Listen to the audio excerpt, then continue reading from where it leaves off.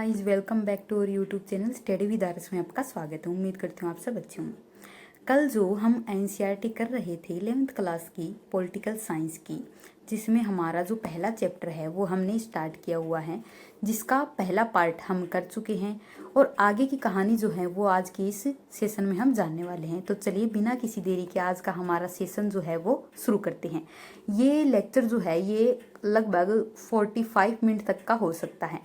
तो इस तरह हमें जो एनसीईआरटी के चैप्टर है इसको कवर करने में लगभग 15 से 20 दिन का वक्त लग सकता है, क्योंकि हर चैप्टर जो है वो लेंथी है, यानी कि 25 से 30 पेज का हर एक चैप्टर है। तो इसको हम आराम से पार्ट्स में डिवाइड करके पढ़ेंगे, यानी कि 1 से 2 पार्ट में सभी चैप्टर कंप्लीट हो जाएंगे। ठीक है, तो लगभग हमें 15 से 30 दिन का वक्त यानी कि 1 महीना एनसीईआरटी कवर करने में लग जाएगा, और बाकी की जो शॉर्ट नोट्स हैं वो भी हम साथ में कवर करते चलेंगे। तो अब आगे की कहानी कुछ इस तरह, हमने हमारे लास्ट वीडियो में देखा था कि संविधान का तीसरा काम क्या था। संविधान का तीसरा काम ये होता है कि वो सरकार को इस तरह की कुछ रूल एंड रेगुलेशन प्रोवाइड करता है, जिसके कारण वो नागरिकों की जो मूल अधिकार है उनका हनन ना कर सके। यानी कि कानून की कुछ सीमाएं जो है वो सरकार को भी माननी पड़ती है, और सरकार इनका उल्लंघन जो है वो किसी भी हालत में नहीं कर सकती। ये सब हमने देख लिया था कि मौलिक अधिकार क्यों दिए जाते हैं। साथ ही मौलिक अधिकार जो है वो हर एक देश में लगभग समान ही होती है, लेकिन कुछ देश जो है उनकी जरूरतों के हिसाब से उसमें मॉडिफाई होता रहता है। ठीक है, तो इसका ये इंग्लिश में भी है कि so the third function of the constitution is to set some limits on what a government can impose, यानी कि कोई गवर्नमेंट क्या कर सकती है, कौन से रूल लगा सकती है ऑन इट्स सिटीजन, यानी कि अपने सिटीजन पर सरकार कौन से रूल इम्पोज कर सकती है। These limits are fundamental in the sense that government may never trespass them, यानी कि सरकार जो है इनको कभी भी उल्लंघन नहीं कर सकती। ये कानून जो है ये इस तरह के बुनियादी होते हैं जो कि जनता को देने ही होते हैं। कोई भी सरकार हो वो कभी भी निरंकुश होकर इनको कभी भी साइड नहीं कर सकती है। ठीक है, तो ये संविधान का तीसरा कार्य क्या हो गया कि संविधान जो है ये सरकार पर एक तरह से लगाम कसने का कार्य करता है, उसकी लिमिटेशन बनाता है। अब हमारी नेक्स्ट जो हेडिंग है वो ये है कि समाज की आकांक्षाएं और लक्ष्य क्या होंगी, ये संविधान डिसाइड करता है। यानी कि संविधान भारत की जो समाज है, सोसाइटी है, इसकी आकांक्षाओं के अनुरूप बनाया गया है। अधिकतर यदि पुराने संविधानों की बात करें तो केवल निर्णय लेने की शक्ति जो है और सरकार की शक्ति पर प्रतिबंध लगाने का कार्य किया जाता है। यानी कि ज्यादातर संविधान जो हैं वो केवल एक तरफा डिसीजन लेते थे, यानी कि सरकार को हमेशा नेगेटिव मानकर चलते थे कि सरकार कभी भी निरंकुश हो सकती है, तो हमेशा इस पर क्या लगाम रखो। लेकिन कभी अगर बात करें तो भगवान बुद्ध मध्यम मार्ग की बात करते हैं, यानी कि किसी डोर को इतना भी मत कसो कि वो टूट ही जाए, यानी वो किसी डोर को इतना भी ढीला मत रखो कि वो एकदम से ढीली हो जाए। तो भगवान बुद्ध के मार्ग का हमने फॉलो किया है संविधान में, और सरकार को यानी कि जो हमारी गवर्नमेंट है इसको हमने पॉजिटिव पावर भी दी है, और ये एक तरह से निरंकुश ना हो जाए इसलिए इसको लगाम कसने के लिए यानी कि लिमिट बनाने के लिए इसकी कुछ सीमाएं भी निर्धारित की गई। यानी कि पॉजिटिव एंड नेगेटिव एस्पेक्ट जो है संविधान में सरकार की ओर से हमें देखने को मिलते हैं।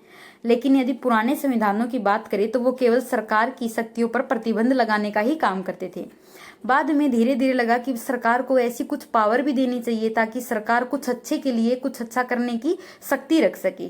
ठीक है, तो 20वीं शताब्दी के जो संविधान लिखे गए, यानी कि 20वीं सेंचुरी के जो देशों के संविधान लिखे गए हैं, जिनमें भारतीय संविधान भी 20वीं सेंचुरी में लिखा गया, यानी कि 1949 को भारतीय संविधान बनकर तैयार हुआ था, यानी कि 20वीं शताब्दी में ये लिखा गया था। ठीक है, तो भारत को भी उसी समकालीन जो परिस्थितियां चल रही थी उसी के आधार पर अपना एक ऐसा ढांचा तैयार करना था जिसमें सरकार जो है एकदम से बेलगाम भी ना हो जाए, साथ ही सरकार एक तरह से क्या हो जाए, पंगु भी ना हो जाए। तो दोनों तरह के बैलेंस को बनाते हुए हमारा संविधान जो है वो इनके द्वारा बनाया गया है। अब इसके लिए सरकार कुछ सकारात्मक कार्य कर सके और साथ ही समाज की जो आकांक्षाएं हैं उनको एक जीवंत रूप दे सके, अभिव्यक्ति दे सके। इसके लिए संविधान निर्माता जो थे इन्होंने अपनी जो भारत की परिस्थितियां हैं उनके हिसाब से नए नए प्रैक्टिकल किए। साथ ही इन्होंने ये भी बताया कि भारत में बहुत ज्यादा असमानता है। तो असमानता यानी कि अमीर जो है वो हमेशा अमीर ही रहेगा। यदि सरकार गरीबों के लिए कुछ ऐसी उत्थान वाली परियोजनाएं नहीं लेके आएंगी जिसमें जो है मेन स्ट्रीम में गरीब आदमी आ सके, तो सरकार को कुछ ऐसी पावर भाई देनी होगी, हर हाल में देनी होगी, ताकि वो पॉजिटिव डिस्क्रिमिनेशन कर सके। ठीक है, यानी कि असमानता भी पॉजिटिव और नेगेटिव हो सकती है। ठीक है, तो इसी तरह से केवल सरकार की शक्तियों पर प्रतिबंध लगाना ही न्यायपूर्ण नहीं होता है। सरकार को समर्थवान और शक्तिशाली भी बनाना पड़ता है ताकि जरूरत पड़ने पर वो युद्ध में लड़ सके। एक तरह से ये जो असमानता की गहराई है ये भारत की सरकार के समक्ष युद्ध से कम नहीं है। ठीक है, और इस तरह गरीबों को क्या है मेन स्ट्रीम में ला सके। ये इंग्लिश में भी इसका दिया गया है एनसीईआरटी का, ये आप पढ़ लेना। अब इसमें आगे कहा गया है कि जब नए संविधान ने सरकार को इस योग्य बनाया कि वो इस भेदभाव को मिटा सके, तो दक्षिण अफ्रीका के संविधान की बात करें तो वहां पर भेदभाव का बहुत ही पुराना इतिहास रहा। यानी कि जो ब्लैक लोग रहे उनके साथ जो गोरे लोग रहे उन्होंने बहुत ही ज्यादा डिस्क्रिमिनेशन किया है। उनको रंग भेद के आधार पर उनके साथ हर एक चीज में, खाने पीने उठने बैठने में, हर एक चीज में उनके साथ एक तरह से कह सकते हैं कि पार्शियलिटी की गई है। तो इस तरह के उनका जो ऐतिहासिक अनुभव रहा है, तो इसी के लिए ही साउथ अफ्रीका में रंग भेद को मिटाने के लिए उनके संविधान में इस तरह के कानून बनाए गए हैं और सरकार को ऐसी पावर भी दी गई है कि जो भी रंग भेद करेगा ना उसको कड़ी सजा दी जाएगी। ठीक है, और वास्तव में संविधान अपने समाज की आकांक्षाओं का ही तो पिटारा होता है। यानी कि गरीब से गरीब आदमी भाई क्या उम्मीद करता है, ये उम्मीद करता है कि कहीं ना कहीं मेरा भी तो कोई बात सुने। यदि मान लीजिए संविधान भी इसी तरह से लिखा गया है कि वो अमीरों के पक्ष में होता, ताकतवरों के पक्ष में होता, तो फिर गरीब आदमी अपने मानव होने का ये पछताता कि मैं मनुष्य जीवन में आया ही क्यों हूं भाई, जब मेरे को इस तरह से ही जीना है, यानी कि मेरी कोई सुनवाई ही नहीं हो रही है, तो फिर मेरा मनुष्य जीवन में आने का क्या फायदा है। तो इस तरह की जो आकांक्षा एक आम आदमी के मन में आती है, उसी आकांक्षाओं को पूरा करने के लिए जो संविधान है वो बनाया जाता है। और भारत के संविधान निर्माता जो थे उनकी भी ये इच्छा थी कि समाज का जो हर एक आदमी है उसको भाई बुनियादी जरूरतें मिले ही मिले, यानी कि उसको हेल्थ मिले, उसके बच्चों को एजुकेशन मिले, वो अच्छा पढ़ा लिखा हो, स्किल्ड हो, ठीक है, अच्छे स्वास्थ्य वाला हो, ताकि वो एक अच्छा ह्यूमन रिसोर्स आगे जाके बन सके। यानी कि यदि किसी बच्चे के पास स्किल है, हेल्थ है, ठीक है, और एजुकेशन है, तो इन सब के आधार पर वो आगे जाकर देश की जीडीपी में ये एक तरह से क्या करेगा, योगदान देगा, यानी कि पॉजिटिव योगदान देगा। यदि मान लीजिए कि उनके पास ये सब चीजें नहीं है, हेल्थ भी नहीं है, एजुकेशन भी नहीं है, ना ही उनके पास कोई काम करने का ऐसा कोई गुण है कि वो कोई काम कर सके अपना इंडिपेंडेंट होके, यदि मान लीजिए उनको नौकरी भी ना मिले तो भी खुद का कुछ ऐसा कार्य कर सके कि वो अपने बच्चों को मतलब कमा के खुआ सके, तो इस तरह की कुछ एबिलिटी बंदे में होनी चाहिए। इस तरह की एबिलिटी जो समाज है उसमें होनी चाहिए। ठीक है, और इसी के लिए ही जो हमारे संविधान निर्माता है इन्होंने ये बुनियादी जरूरतें जो हैं ये संविधान में डिसाइड की है। इसीलिए तो 14 साल तक के बच्चे हैं, 6 से 14 साल तक के जो बच्चे हैं, इनको संविधान में अनिवार्य कर दिया गया है कि ये शिक्षा देना जरूरी ही जरूरी है। आप इनसे ना तो बाल श्रम करवा सकते हैं, ना इनसे किसी प्रकार की बंधुआ मजदूरी करवा सकते हैं। आप अपने बच्चों को स्कूल में भेजें, ये माता पिता का कर्तव्य है, ये हमारे फंडामेंटल ड्यूटीज में भी रखा गया है, साथ ही हमारी जो ये फंडामेंटल राइट है इसमें भी रखा गया है। ठीक है, तो भारतीय संविधान सरकार को ये सामर्थ्य प्रोवाइड करता है कि वो अपनी जनता की आकांक्षाओं को पूरा कर सके। ठीक है, और सरकार जो है जब पावरफुल होती है तभी वो केवल सरकार समाज के लिए लोक कल्याणकारी कदम उठा सकती है। यानी कि मान लीजिए कोई पंगु सरकार है जो कि मतलब कुछ कर ही नहीं सकती है, केवल नाम की सरकार है, उसकी सीमाओं को बांध दिया गया है कि आप ये नहीं कर सकते, आप वो नहीं कर सकते। जिस तरह से यदि बात करें भूमि कानून सुधार जो आए थे उसमें क्या होता था कि जमींदार लोग जो थे उनके पास बहुत भूमियां थी, लेकिन कुछ खेती विहीन जो भूमिहीन जो किसान थे, ठीक है, उनके पास भूमि का एक छोटा टुकड़ा भी नहीं था। जबकि जो जमींदार होते थे वो काश्तकारों के रूप में अपनी जमीन पर इन किसानों से मतलब ये खेती करवाया करते थे, ठीक है। लेकिन इन किसानों के पास खुद की कोई जमीन नहीं होती थी, तो जमीन भी जमींदार की और जो अनाज होता था वो भी जमींदार का। बस इसमें से कुछ हिस्सा और कुछ मेहनत का जो है हिस्सा वो इस किसान को मेहनत मजदूरी के रूप में दे दिया जाता था। तो इसी के लिए सरकार के द्वारा भूमि सुधार कानून लाए गए ताकि भाई जनता का कल्याण हो सके। तो जमींदार जो है ये कोर्ट में भी गए थे कि ये हमारा संपत्ति का अधिकार जो है ये हमारा फंडामेंटल राइट है। और इसी के चलते जो सरकार आई थी मोरारजी देसाई की, उन्होंने संपत्ति के अधिकार को हटाकर जो है एक कानूनी अधिकार बना दिया था। यानी कि अब हम हमारे संपत्ति को लेकर कोई ये दावा नहीं कर सकते कि ये हमारे मूल अधिकारों का उल्लंघन हुआ है, ठीक है। तो इस तरह से कुछ सकारात्मक कल्याणकारी कदम जो है वो सरकार को उठाने पड़ते हैं भाई। अगर यदि हमें समाज को एक धारा में लेकर चलना है, समाज के एक एक तबके को ऊपर उठाना है, तो हमें इस तरह की पावर होनी चाहिए। यदि मान लीजिए उनके पास इस तरह की पावर नहीं होती तो क्या वो जो खेती करने वाले किसान है, वास्तव के जो किसान है, उनके पास क्या जमीन आ पाती? बिल्कुल ही नहीं आ पाती, क्योंकि जो जमींदार है वो ठाठ से अपनी जमीन पर खेती करवाते, इनसे मजदूरी करवाते और पैसा और जो खेती का अनाज है वो आराम से कर लेते, ठीक है। तो ये होता, तो इसलिए सरकार जो है पॉजिटिव डिस्क्रिमिनेशन करने के लिए भी उनके पास पावर होनी चाहिए। तो संविधान का जो फोर्थ फंक्शन है वो यही है कि the fourth function of a constitution is to enable the government to fulfil the aspiration of a society and create condition for a just society. यानी कि सरकार न्याय करने का भी कार्य करती है। वो जो उसके सोसाइटी के लोग होते हैं, उसकी जनता होती है, उसकी एस्पिरेशन को फुलफिल करने का कार्य करती है। यानी कि पॉजिटिव एक तरह से कह सकते हैं कि डिस्क्रिमिनेशन करना भी एक सरकार का दायित्व बनता है। डिस्क्रिमिनेशन का मतलब ये नहीं होता कि किसी ए व्यक्ति के साथ कोई बी व्यक्ति है वो तुलना करने लग जाए कि इस व्यक्ति को इस चीज का फायदा मिल रहा है, हमें नहीं मिल रहा है।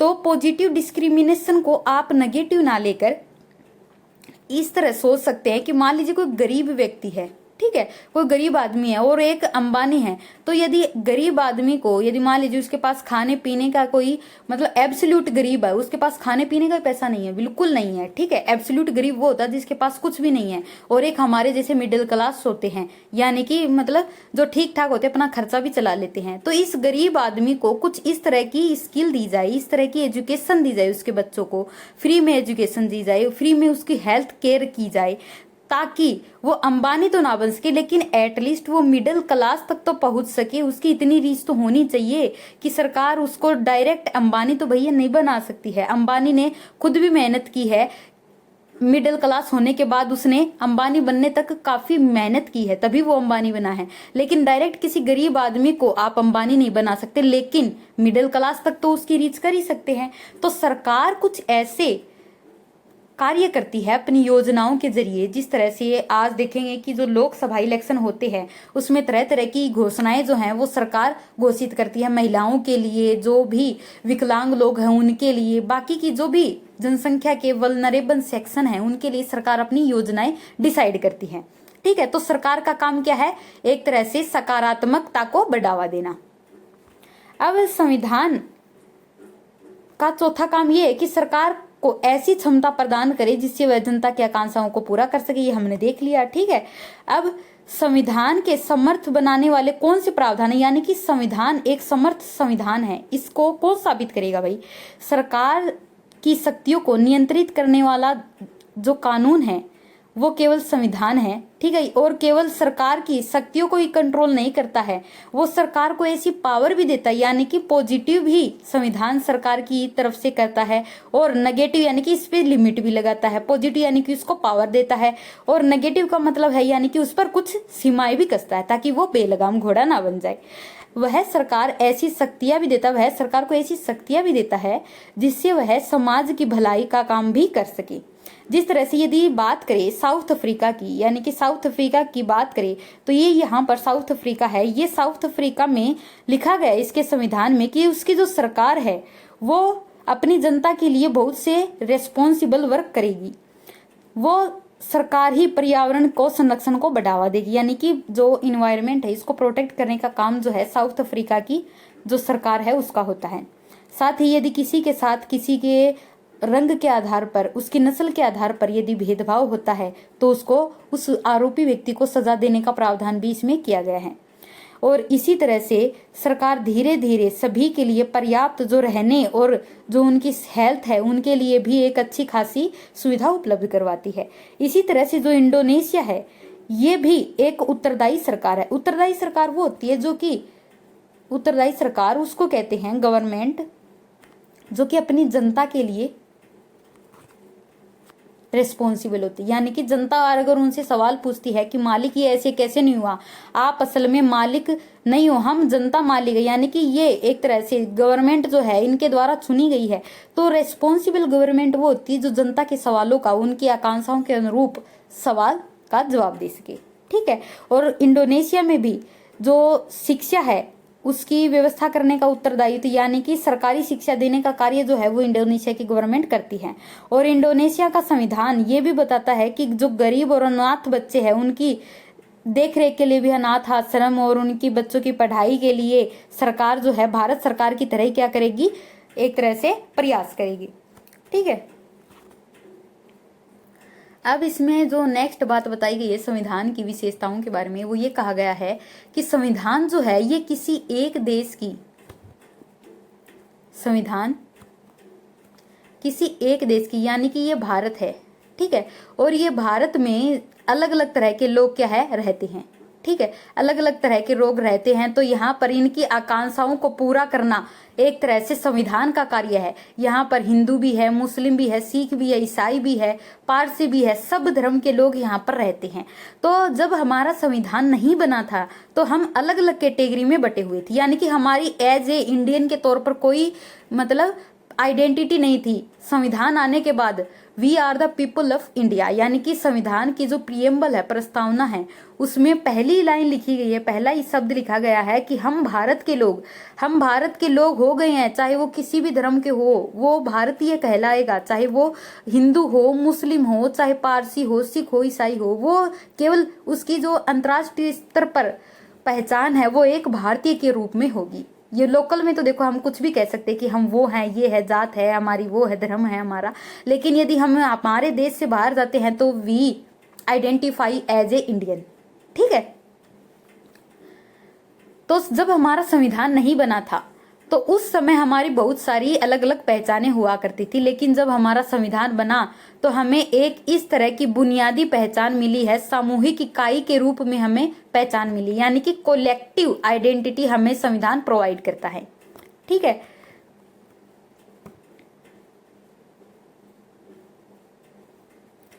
इसी तरह से संविधान जो है व्यक्तिगत आकांक्षाओं और लक्ष्यों का एक तरह से लिखित रूप होता है। संविधान आधारिक बंधन लगाकर ये तय कर देता है कि कोई व्यक्ति क्या कर सकता है और कोई क्या नहीं कर सकता है। अतः संविधान जो है ये एक हमें नैतिक पहचान यानी कि मोरल आइडेंटिटी भी देता है। ये बताता है कि कोई व्यक्ति जो है उसके पास ऐसी क्या ताकत है कि वो ये कार्य कर सकता है। यानी कि आज हम यूपीएससी के एग्जाम की तैयारी कर रहे हैं, तो इस एग्जाम के बाद जो हम पोस्ट धारण करेंगे, जो ग्रहण करेंगे, ठीक है, उसके बाद हमारी क्या पहचान होगी, ठीक है, हमारी क्या मतलब पावर होगी, क्या हम कर सकते हैं समाज के लिए। और आज हम समाज के लिए क्या कर सकते हैं भाई, आज हमारे पास कानून जो है प्रशासन संभालने का उत्तरदायित्व तो नहीं है, लेकिन जब हम एक प्रशासनिक अधिकारी बन जाते हैं तो हमारे उस पोस्ट के अकॉर्डिंग हमें कार्य मिल जाते हैं। तो ये संविधान जो है ये हमें आइडेंटिफाई करता है कि कौन व्यक्ति क्या कार्य कर सकता है और कौन व्यक्ति क्या नहीं कर सकता है। तीसरा और अंतिम शायद ये भी है कि अनेक बुनियादी राजनीतिक और नैतिक विषय के सभी प्रकार के संविधानों में स्वीकार किए जाते हैं। यानी कि जो तीसरा और अंतिम कार्य है संविधान का, तीसरा कार्य, अंतिम नहीं, तीसरा कार्य जो है वो ये है कि इस तरह की जो बुनियादी राजनीतिक धारणाएं होती है वो केवल भारत के संविधान में नहीं है, बल्कि अलग अलग देशों के जो मतलब एक तरह से सक्सेसफुल संविधान कह सकते हैं, जैसे कि साउथ अफ्रीका है, अमेरिका है और भारत का संविधान है, यहाँ पर इस तरह की राजनीतिक धारणाएं जो हैं वो नैतिकता पर आधारित है। अधिकतर संविधान जो हैं वो मूलभूत अधिकारों की रक्षा करते हैं और कुछ ऐसी सरकारें हैं जो इन्हें संभव भी बनाती हैं किसी न किसी लोकतांत्रिक देश में ही इस तरह की जो मूल अधिकार हैं उनकी रक्षा हो सकती है।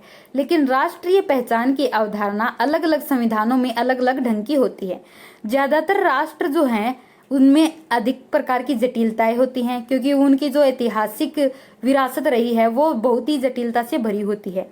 तो विभिन्न समूहों को कई तरीके से आपस में मिला भी देते हैं। जैसे जर्मनी के निर्माण करते समय वहां पर नस्ल के आधार पर जर्मनी का निर्माण हुआ था, यानी कि वहां पर केवल जर्मनी के जो लोग थे, नाजी लोग, वो ही केवल रह सकते, यानी कि उनको ही प्रायोरिटी दी गई थी। लेकिन भारतीय संविधान जो है वो जातीयता और नस्ल के आधार पर किसी भारत के नागरिक को मान्यता नहीं देता है कि आप इस धर्म के हो तो हम आपको भारत की नागरिकता दे देंगे। नहीं, इस तरह की भारत में कोई भी व्यवस्था नहीं की गई है। भारत की नागरिकता जो है वो एक फिक्स कैटेगरी के आधार पर, मतलब जो भी हमारे लिए रिक्वायरमेंट योग्यताएं बताई गई हैं भारत का नागरिक होने के लिए, वो हमें रिक्वायर होनी चाहिए। नस्ल के आधार पर हमें कभी भी कोई भी आइडेंटिटी नहीं दी जाती संविधान के द्वारा। इसी तरह से बात करें यदि जो जो इराक है, इराक में सद्दाम हुसैन की सत्ता थी। मतलब सद्दाम हुसैन जब था उस वक्त तो कोई चूतपटी नहीं करता, यानी कि जब वो खत्म हुआ तो उसके बाद दो ग्रुप में जो है लोग बट गए। एक तो शिया हो गए, सुन्नी हो गए और तीसरे हो गए कुर्द, यानी कि 3 समुदाय में जो है इराक के लोग बट गए थे। अब इसमें जो लोग हैं वो कह रहे हैं कि भाई मेरे पास, एक कह रहा है कि मेरे पास कलम है, दूसरा कह रहा है तेरे पास कलम है तो क्या हुआ भाई, मेरे पास कागज है, संविधान मैं लिखूंगा। ठीक है, तो संविधान लिखने की जो होड़ लगी थी इराक में, जो सद्दाम हुसैन है उसका तख्ता पलट, यानी कि सद्दाम हुसैन की सत्ता खत्म होने के बाद इन लोगों में होड़ मच गई। सुन्नी कह रहे हैं कि मैं संविधान लिखूंगा, मेरे पास कागज है, ये कह रहा है कि मेरे पास कलम है, ये कह रहा है कि मेरे पास तो ज्ञान का भंडार है तो इसको मुझे लिखना चाहिए। तो इस तरह से जो अलग अलग देशों के उदाहरण यदि हम देखें तो वहां पर बहुत ही ज्यादा अराजकता हमें देखने को मिलती है। ठीक है, अब देखते हैं कि संविधान की सत्ता का मतलब क्या है। संविधान की सत्ता है कि भाई संविधान देश में सुप्रीम है, इससे ऊपर कोई भी नहीं है। ये जो संविधान बनाया गया है, द कॉन्स्टिट्यूशन ऑफ इंडिया, ये एक सुप्रीम अथॉरिटी है। इससे ऊपर ना तो न्यायपालिका है, ना ही कार्यपालिका यानी कि सरकार है, ना ही विधायिका यानी कि संसद है, बल्कि संविधान, ये जो एक किताब आप देख रहे हैं, यही डिसाइड करेगी कि न्यायपालिका की क्या लिमिट होनी चाहिए, उसके क्या कार्य होंगे, वो क्या कर सकती है, और कार्यपालिका के कार्य क्या होने चाहिए। इसी तरह से विधायिका यानी संसद के क्या कार्य होने चाहिए, ये सब जो है ये एक बुक डिसाइड करती है। ये बुक नहीं है, एक तरह से कह सकते हैं कि हमारा एक पवित्र किताब है जो हमें सभी जनता को आदर पूर्वक इसे स्वीकार करना चाहिए। ठीक है, सम्मान करना चाहिए। The authority of a constitution, we have outlined some of the function a constitution perform. These functions explain why most socialists have a constitution. Societies have a constitution, but there are 3 further question we can ask about the question. मतलब इसमें कहा गया है कि हमें किसी समाज को चलाने के लिए भाई कॉन्स्टिट्यूशन की नीड क्यों है। ठीक है, मतलब सोसाइटी को, जो मोस्ट ऑफ सोसाइटी है वो क्यों कॉन्स्टिट्यूशन लिखती है, अपनी जो फंक्शन है उनको करने के लिए। तो यहाँ पर इन्हीं सवालों का जवाब हमें दिया गया है। यदि बात करें कि संविधान सर्वोच्च क्यों है, तो संविधान हमारा सर्वोच्च इसलिए है क्योंकि यदि इंग्लैंड का उदाहरण देखें तो इंग्लैंड में भैया कोई लिखित संविधान नहीं है। वहां पर ऐसा कोई भी आपको दस्तावेज, रिटर्न दस्तावेज नहीं मिलेगा। बस एक तरह की, जिस तरह से आप कैफे में जाते हैं ना, आपको लिस्ट पकड़ा दी जाती है, इस तरह से लिस्ट जो है वो नियम कानूनों की बनाकर रखी हुई है लाइब्रेरी में। ठीक है, और इनको मिला मिला के क्या करते हैं लोग, हाँ ये कार्य हो गया, ये काम हो गया, इसके अनुसार ये करना है। वहां पर रूल जो है ब्रिटेन में इस तरह से किया जाता है, जबकि भारत में एक बाकायदा ये लिखित संविधान है। और हम हमारे इन संविधान निर्माताओं को सैल्यूट करते हैं कि उन्होंने हमें इस तरह की लिखित विधि दे के गए हैं, वो कि हम यदि कहीं पर भटक भी जाएं तो हम इस किताब में से देखकर उस राह पर, सही राह पर चल सके। ठीक है, तो ब्रिटेन की बात करें तो ना तो ब्रिटेन के पास इस तरह का कोई लिखित दस्तावेज है, ना ही उसके पास इतना बड़ा संविधान है, बल्कि उसके पास दस्तावेज और जो निर्णय लिए गए हैं अभी तक कोर्ट और उनके राजाओं के द्वारा, उनकी एक मतलब लिस्ट कह सकते हैं। ठीक है, दस्तावेजों का एक पुंज भर है। लेकिन विश्व के अनेक संविधान केवल कागज पर ही होते हैं, लेकिन विश्व में ये बात देखिए बहुत गहराई से कही है कि विश्व में बहुत से संविधान ऐसे होते हैं जो कि केवल कागजी होते हैं, यानी कि कागज पर लिखे तो गए हैं, लिखे तो हमारे भी गए हैं, लेकिन उनको धरातल पर नहीं उतारा गया, यानी कि उनको रियलिस्टिक नहीं बनाया गया। उनमें जो बातें कही गई उनको अभी तक सरकार ने इम्प्लीमेंट ही नहीं किया है, तो वो क्या हो गया, एक तरह से थोथे चने के रूप में बजने लगते हैं। ठीक है, तो थोथे शब्द होते हैं और कुछ नहीं होते, यानी कि कागज पर लिखे गए कोरे शब्द कभी भी महत्वपूर्ण नहीं हो सकते हैं। लेकिन भारत की खूबसूरती ये है कि भारत के संविधान में जो बातें कही गई हैं वो भारत की सरकारों ने बाकायदा मानी भी, उसको फॉलो भी किया और इम्प्लीमेंट भी किया है। ठीक है, तो भारत की जनता को इस संविधान का फायदा मिला है। ऐसा नहीं है कि ये संविधान जमीन पर नहीं उतरा है, जमीन पर धरातल पर इसने वर्क किया है। और संविधान का इतना प्रभावी होना बहुत से कारकों पर डिपेंड करता है, वो कारक हम आगे देखने वाले हैं।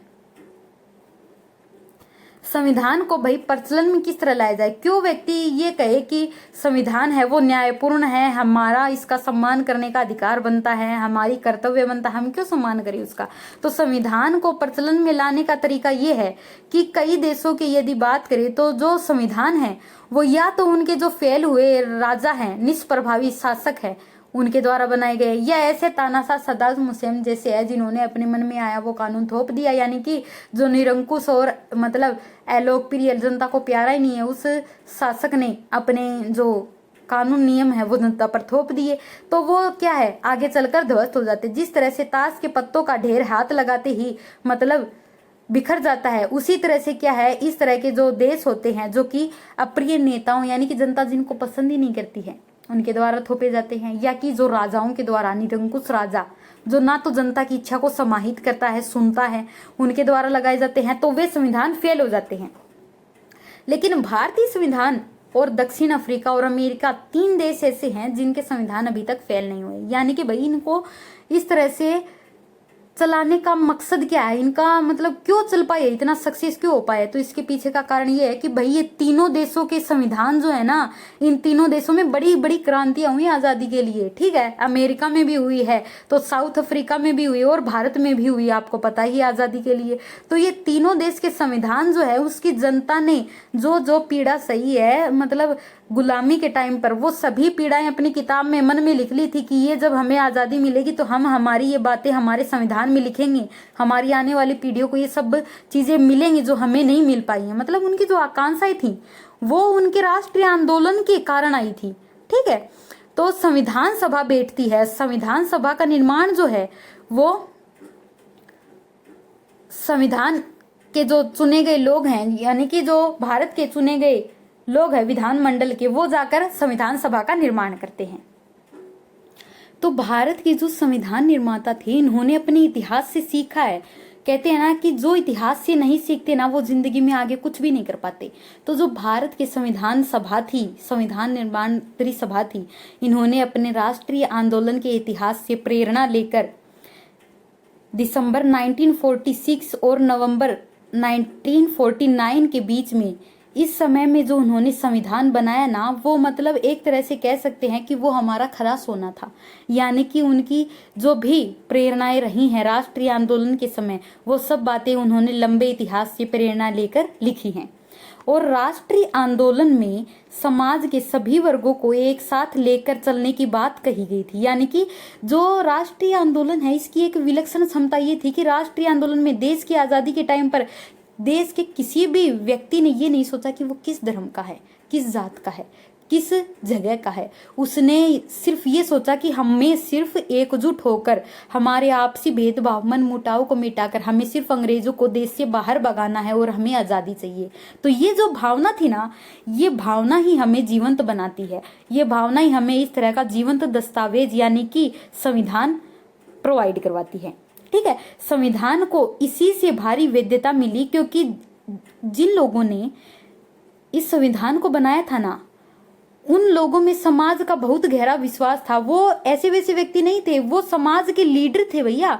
उन्होंने मतलब जिस तरह से बात करी, यदि डॉक्टर भीमराव अंबेडकर जिन्होंने संविधान बनाया है, प्रारूप समिति के जो अध्यक्ष रहे हैं, ठीक है, तो वो मतलब दलित समाज के नहीं बल्कि जितने भी दमित वर्ग थे उन सब के वो मतलब एक तरह से क्या है लीड रहे हैं, तो अपने समाज के लोगों ने उनको चुनकर भेजा है कि आप जाइए और संविधान सभा में हमारा प्रतिनिधित्व करिए। यानी कि हमारी आवाज जो है वो आपके मुख से निकलनी चाहिए, हमारी मन की इच्छा क्या है वो आपके मुखारबिन से निकलनी चाहिए। तो इस तरह से जो प्रत्येक समाज का व्यक्ति है वो अपने अपने लीडर को चुनकर वहां पर भेजता है कि आप जाइए और हमारी ओर से युद्ध लड़िए। युद्ध लड़िए यानी का मतलब ये है कि हमारी ओर से हमारी जो भी बातें हैं उनको संवाद के द्वारा संविधान सभा में रखिए और हमारी ये मांगे हैं ये संविधान में लिखवाइए।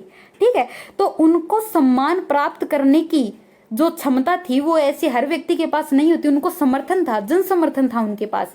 और संविधान निर्माता लोगों को यह समझाने में सफल रहे कि भाई हमारा इसमें कोई निजी लाभ नहीं है कि आप सोच रहे हैं कि ये जो संविधान निर्माता लोग हैं ये मतलब खुद का स्वार्थ देख रहे हैं, हमारा इसमें कोई निजी बेनिफिट नहीं है, हम सिर्फ आपकी आवाज को उठाने के लिए ही आगे जा रहे हैं, आपका प्रतिनिधित्व करने के लिए। ठीक है, तो इसी कारण ही जो भारतीय संविधान है इसको भारी वैधता मिली, क्योंकि भारत के भारी वैधता मिलने का कारण ये है क्योंकि भारत के लोगों की आस्था थी, जो भी प्रतिनिधि उन्होंने चुनकर भेजे थे ना वो उन्होंने अपनी इच्छा से चुनकर भेजे थे। ठीक है, तो कुछ देशों में संविधान जो है वो मतलब आम सहमति यानी आम राष्ट्रीय सहमति के द्वारा बना लिया जाता, जैसे कि भारत के लोगों ने बनाया है प्रतिनिधित्व के द्वारा। लेकिन कुछ देश जो हैं वो संविधान पर पूर्ण जनमत करवाते हैं, जिससे सभी लोग अपनाए जा रहे संविधान के पक्ष में या तो राजी हो सकते हैं या नाराज हो सकते हैं। ठीक है, लेकिन भारत में इस तरह का कोई भी जनमत संग्रह नहीं करवाएगा। यानी कि अगर मान लीजिए कि हम अपने प्रतिनिधि चुनकर नहीं भेजते, हम कहते कि हमें यूनान की तरह ही हमारे फैसले जनता खुद सुनाएगी, तो अलग अलग व्यक्ति अपने अपने हिसाब से फैसले सुनाता, उनमें कोई यूनिटी नहीं होती। तो इसी तरह से भारत की जो संविधान निर्माता थे वो अपने अपने क्षेत्रों से चुनकर आए थे। ठीक है, अब संविधान के मौलिक प्रावधान क्या है? संविधान के मौलिक प्रावधान की बात करें तो संविधान की विशेषता ये है कि वह प्रत्येक व्यक्ति को संविधान का आदर करने के लिए कोई ना कोई एक वैलिड रीजन देती है कि भाई तुम मेरा आदर करने पर मजबूर होगे, मैं नहीं करवा रहा लेकिन तुमको मैं ऐसा कारण दूंगा कि तुम खुद से लूट करोगे कि वाह यार क्या संविधान लिखा है। ठीक है, इस तरह की फील तुम्हारे मन में आएगी जरूर। जैसे कि जिस संविधान में मान लीजिए बहुसंख्यक समाज है, उसमें किसी अल्पसंख्यक समुदाय का उत्पीड़न किया जाता है, उसको टॉर्चर किया जाता है। यानी कि मान लीजिए बहुसंख्यक बात करें, यदि मान लीजिए बहुसंख्यक कोई भी हो सकता है, ठीक है, किसी जाति के हिसाब से हो सकता है, धर्म के हिसाब से हो सकता है, लिंग के हिसाब से हो सकता है, ठीक है, कोई भी हो सकता है। वो अल्पसंख्यक वहां पर कोई एक वर्ग हो सकता है। यदि अल्पसंख्यकों पर जिनकी संख्या कम है, ताकतवरों की संख्या ज्यादा है, तो वो जो कमजोर लोग हैं उन पर उत्पीड़न करेंगे, उनको टॉर्चर करेंगे। तो भाई उन कमजोर लोगों के पास ऐसा कोई कारण हो जिनसे उनको न्याय मिल सके, उनको कोई आस तो हो ना संविधान में न्यायपालिका की ओर से कि भाई हमें न्याय जरूर मिलेगा। यदि उनके पास ऐसा कोई कारण नहीं होगा ना तो वो बिल्कुल ही आज छोड़ देंगे कि हमारी तो कहीं पे सुनवाई नहीं हो सकती है। ठीक है, कि वे संविधान के प्रावधानों का आदर करें, उनके पास कोई कारण ही नहीं है। लेकिन मान लीजिए कि उनको सरकार जो है वो बराबर न्याय देती है कि जो दंड के अधिकारी है केवल बहुसंख्यकों को उनकी संख्या के बल के आधार पर ही नहीं बख्शती है, उनको अन्याय किया है तो उनको बराबर सजा दी जाती है। तो इसका ये कारण है कि अल्पसंख्यक समुदाय उसमें रेस्पेक्ट शो करेगा, क्योंकि भाई उसके पास वैलिड रीजन है, क्योंकि संविधान ने उसकी जो इज्जत बचाई है, उसके अधिकारों की रक्षा की है, वो इसमें कहा गया है। अब अन्य लोगों की तुलना में कुछ लोगों को मान लीजिए ज्यादा सुविधाएं हैं और कुछ सुनियोजित ढंग से समाज के छोटे छोटे टुकड़ों में रह रहे हैं। ठीक है, तो उससे जनता की क्या है निष्ठा मिलना बंद हो जाएगी। यानी कि कुछ लोग क्या है पावरफुल है और कुछ लोग क्या है बहुत ही ज्यादा कमजोर हैं।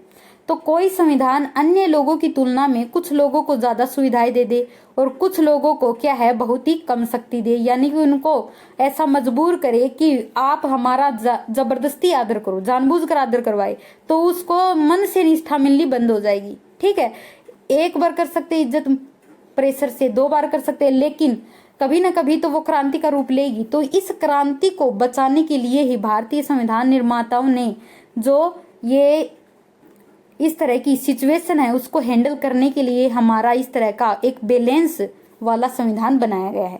ठीक है, कोई भी संविधान खुद से न्याय के आदर्श स्वरूप को स्वरूप की स्थापना नहीं करता है, लेकिन उसे लोगों को विश्वास दिलाना पड़ता है कि वो उसको बुनियादी सुविधाएं जो हैं वो उपलब्ध करवाएगा, उसको न्याय उपलब्ध करवाएगा। तो उस व्यक्ति की अपने आप ही क्या उसमें आस्था बन जाती है।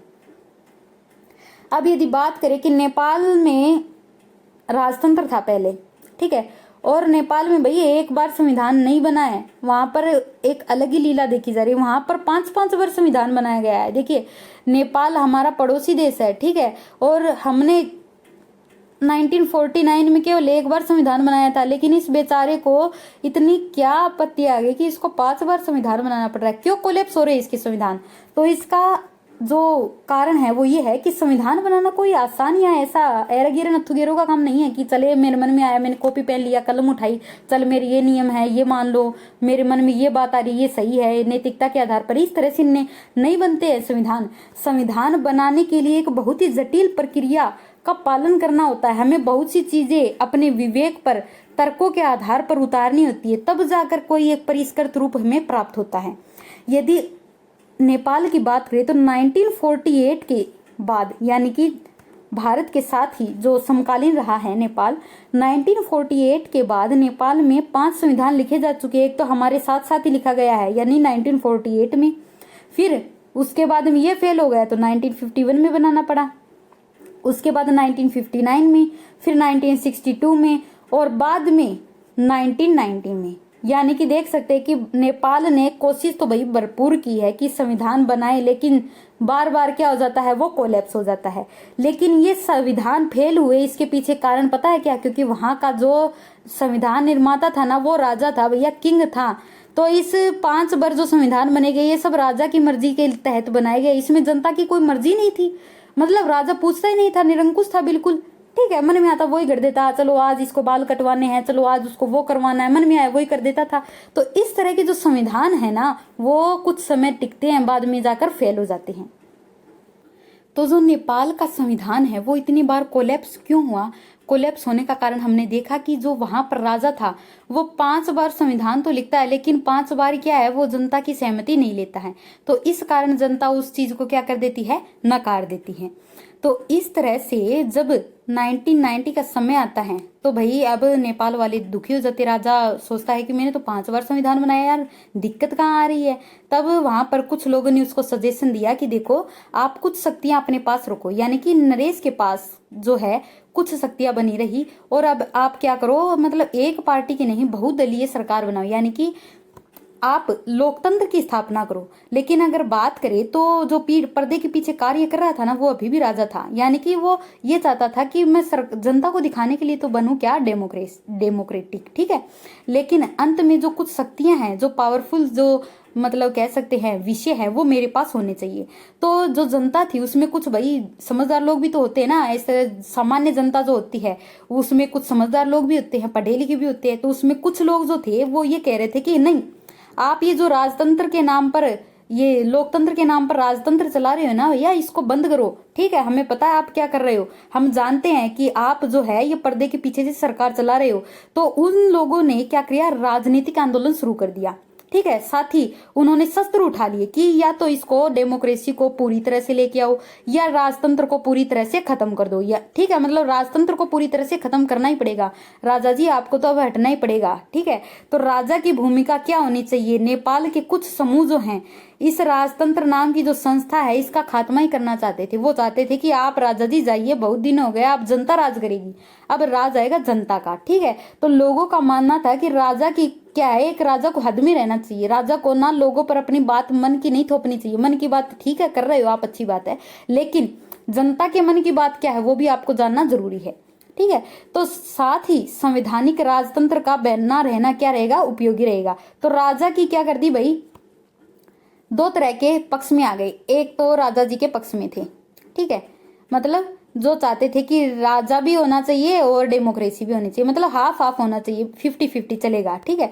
लेकिन एक शुद्ध डेमोक्रेटिक लोग थे, वो कह रहे थे कि ना ना ना, राजनीति राजतंत्र नहीं चलेगा भैया, यहाँ पर चलेगा क्या, यहाँ पर तो चलेगा सिर्फ जनतंत्र, यहाँ पर राजतंत्र का कोई नामो निशान ही नहीं होना चाहिए। तो इस तरह से राजा ने क्या किया, अपनी जो शक्तियां थी वो उससे कुर्सी से चिपक कर बैठ गया, वो छोड़ने को तैयार नहीं था भैया। उसने क्या किया, अक्टूबर 2002 में सारी देश की जो पावर है ना वो क्या कर ली, 2002 में क्या किया, मैं राजा सर्वशक्तिशाली बाहुबली, ठीक है, अब माहिष्मती का राज क्या होगा, मेरे हाथ में होगा। तो इस तरह की बात राजा ने बोली, तो अब जनता ने क्या कर दिया, उसके खिलाफ बगावत कर दी। अब बहुत सारे राजनीतिक दल और संगठन खड़े हुए और संविधान सभा की मांग करने लगे कि हमें हमारा संविधान दो, हमें हमारा संविधान लिखित में चाहिए, हमें इस तरह का राजतंत्र नहीं चाहिए, इस तरह की डिमांड होने लगी। तो अब जो नेपाल की जो कम्युनिस्ट पार्टी है वो जनता द्वारा चुनी गई थी और वो संविधान सभा बनाने में सबसे आगे चल रही थी कि मैं बनाऊंगी संविधान सभा क्योंकि मुझे जनता ने चुना है। तो जनता का सपोर्ट जो है वो नेपाल की कम्युनिस्ट पार्टी के साथ थी, ठीक है। तो यहाँ पर राजा के खिलाफ एक पार्टी खड़ी हो जाती है जिसका नाम होता है नेपाली कम्युनिस्ट पार्टी, जो कि माओवादी होती है और जो जनता द्वारा चुनी गई थी, ठीक है। अब ये संविधान सभा बनाने में सबसे आगे चलती है। अब जन दबाव होने लगता है, मतलब राजा के घर के सामने लोग जो हैं वो मतलब आंदोलन करने लग जाते, हो हल्ला करने लग जाते, बैनर दिखाने लग जाते कि राजा तुम जाओ, गो बैक, राजा गो बैक, इस तरह के नारे लगाने लग जाते हैं। तो राजा को एक मजबूरन ऐसी सरकार बनवानी पड़ती है जो आंदोलनकारी दलों को स्वीकार हो जाए, ठीक है। अब इस सरकार में क्या किया गया कि मतलब राजा हार मान लेता है, एक तरह से कह सकते कि उसने घुटने टेक दी कि ठीक है बाबा, जनता तुम ही जनार्दन हो। इस सरकार ने राजा की लगभग सारी शक्तियां छीन ली कि राजा जी अब आप कुर्सी पर विराजमान होइए, आराम से 2 वक्त की रोटी खाइए, ठीक है।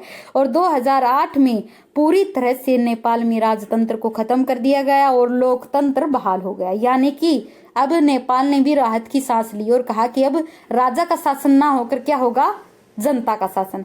तो हमें पॉइंट जो ध्यान रखना वो ये रखना है कि नेपाल पहले राजतांत्रिक था, लोकतांत्रिक 2008 में बना है पूर्णतः, ठीक है। तो अब गणतंत्र हो गया यहाँ पर, मतलब जिस तरह से भारत में राजा राष्ट्रपति चुना जाता है उसी तरह से वहां पर भी क्या है, जो नेपाल का राजा है वो खत्म हो चुका था, अब उसका भी क्या होगा, चुनाव होगा। अब 2015 में नेपाल ने अपना नया संविधान बनाया कि हम लिखेंगे अब नई कहानी। तो ये थी नेपाल की कहानी की किस तरह से संविधान जो है वो एक टेढ़ी खीर होती है, आसान नहीं होता किसी देश के संविधान को इस तरह से बनाना। तो यदि आपके दिमाग में इस तरह से बात आए कि संविधान जो है वो बहुत ही आसानी से बना दिया गया है, तो भैया ये कहानी पढ़ लो, आपको ध्यान आ जाएगा कि किस तरह से संविधान और जनता में संघर्ष चलता रहता है, ठीक है। अब परिणाम स्वरूप ब्रिटिश सरकार की ये जो यहाँ पर भारत की जो असेंबली है इसका चुनाव किस तरह से होता है वो पार्ट आ गया है। पहले ये पेज है, ये इसके बाद में आएगा, ये पेज इधर आ गया, कोई बात नहीं, हम इसे एक कर लेते हैं। भारतीय संविधान कैसे बना, ये जानते हैं कि भारतीय संविधान भाई बना कैसे। औपचारिक बात करें यानी कि मोटी मोटी बात यदि जाने तो संविधान सभा ने भारतीय संविधान को बनाया है और ये संविधान सभा जो है ये अनडिवाइडेड इंडिया में थी, यानी कि जब भारत का विभाजन नहीं हुआ था ना, जब ही हमारा संविधान बनना शुरू हो गया था। और इस संविधान सभा का निर्वाचन यानी कि संविधान कौन बनाएगा, ये लोग चुनकर न्याय ये जो है कानून बनाने बैठ गए थे। लेकिन बाद में क्या होता है, हमारे देश का विभाजन होता है, 14 अगस्त को बनता है पाकिस्तान और 15 अगस्त को बनता है हमारा हिंदुस्तान, ठीक है। और उसके विभाजन के बाद पहली बैठक होती है 9 दिसंबर 1946 को, यानी कि पहली बैठक जो है इसकी 1946 को होती है विभाजन से पहले। बाद में 14 अगस्त को 1947 को विभाजन हो जाता है। तो भारतीय जो संविधान सभा थी ना उसकी अब कहते हैं कि भाई वापस से अब बंटवारा हो चुका है, तो पाकिस्तान के जो लोग संविधान सभा में थे वो तो पाकिस्तान में जाएंगे, अब वो पाकिस्तानी नागरिक बन चुके हैं, तो भैया उनको हटा दो। अब जो भारतीय बचे ना, शुद्ध भारतीय, इनको काउंट करो किसमें, संविधान सभा में। तो उस समय 1935 में स्थापित जो संविधान प्रांतीय विधानसभा बनाई गई थी ना, यानी कि 1935 में हमारे यहाँ पर विधानसभा बनती है, ठीक है। तो ये विधानसभा के सदस्य है ना, ये संविधान सभा के सदस्यों को चुनकर भेजते हैं कि ये कानून बनाएंगे। लेकिन गड़बड़ी क्या हो जाती है, बहुत ही बड़ी त्रासदी हमें देखने को मिलती है कि भारत का विभाजन हो जाता है। तो भारत के विभाजन के बाद क्या है, भारत के लोग भारत में रह जाते हैं और पाकिस्तान के पाकिस्तान में चले जाते हैं। लेकिन ध्यान रखने योग्य बात यह है कि ये जो संविधान सभा के सदस्य ये डायरेक्ट हमने नहीं चुने थे, ये जो विधानसभा के सदस्य थे, जो प्रांतीय विधानसभाएं थी, उन्होंने चुन चुन कर अपने यहाँ से कैंडिडेट भेजे थे ठीक है। और संविधान सभा की रचना लगभग उसी योजना के अनुसार तैयार हुई जिसे ब्रिटिश मंडल की जो कैबिनेट मिशन आया था ना, उसी के अनुसार जो है ये हमारी संविधान सभा बनाई गई थी। यानी कि विधान सभाओं ने ही चुनकर अपने प्रतिनिधि इस संविधान सभा में भेजे थे। अब कई लोगों के मन में ये सवाल अक्सर उठने लगता है कि जो हमारी संविधान सभा है उसका चुनाव जो है वो किस तरह से हुआ था। तो ध्यान रखने वाली बात है, प्रीलिम्स में चाहे मेंस में हो, जो हमारे संविधान सभा है उसका चुनाव जो है वो 1935 में जो विधानसभा बनी थी उनके सदस्यों के द्वारा चुना गया था। यानी कि हमने डायरेक्ट नहीं चुना, हमने पहले हमारी विधानसभा में प्रतिनिधि भेजे, उसके बाद में उन प्रतिनिधियों ने चुनकर संविधान सभा जो है इसके सदस्यों को भेजा है। ठीक है। और ये जो है ये संविधान सभा का निर्माण कैबिनेट मिशन के अनुसार हुआ है, ये कथन में दे सकता है आपको। ठीक है। और प्रत्येक देशी रियासत, तो यहाँ पर कथन बन सकता है यूपीएससी में कि प्रत्येक प्रांत, देशी रियासत और रियासत जो है इनको किस तरह से उनका प्रतिनिधित्व देना चाहिए, रिप्रेजेंटेशन जो है इनकी किस तरह से होनी चाहिए। भाई प्रांत भी थे, ब्रिटिश प्रांत भी थे, देशी रियासतें भी थी। ठीक है। तो उनको कहा गया कि कैबिनेट मिशन में ये बात कही कि इनको पॉपुलेशन के हिसाब से इनको जो है इनका जितनी पॉपुलेशन है ना, यानी कि 10 लाख आदमियों की जो संख्या है उस पर इसको एक सीट अलॉट कर दी जाए। यानी कि 10 लाख आदमियों पर जो संविधान निर्मात्री सभा है उसमें से एक आदमी गया है, यानी कि 10 लाख में से एक आदमी गया है। और ये बात कैबिनेट मिशन में कही गई थी। ठीक है। तो इन देशी रियासतों, प्रांतों को उनकी जनसंख्या के आधार पर सीटें दी गई थी, किसी धर्म जाति विशेष के आधार पर नहीं दी गई थी। अब होता यह है कि उस समय ब्रिटिश प्रांत भी थे, तो ब्रिटिश सरकार ने जहां पर शासन किया था, यानी कि ब्रिटिश सरकार जहां पर डायरेक्ट शासन कर रही थी, ऐसे जो शासन वाले जो प्रांत थे यानी कि जो स्टेट थे वो अपने यहां से 292, ठीक है, इसको याद करने का तरीका है कि आगे पीछे 2 और बीच में 9, ठीक है। तो 292 सदस्य जो हैं वो यहाँ से अपने प्रांतों से ब्रिटिश का जो काउंसिल थी वहां से भेजे गए थे। अब देशी रियासतें जो थी ना, देशी रियासतों के द्वारा 93 मेंबर जो हैं यहाँ पर भेजे गए थे, यानी कि 93 सीट जो है वो देशी रियासतों के लिए थी। ठीक है। तो प्रत्येक प्रांत की सीटों को 3 प्रमुख समुदायों में बांटा गया था।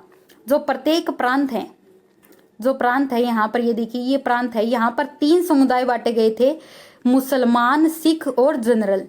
ठीक है। जनरल में सभी आ जाते हैं।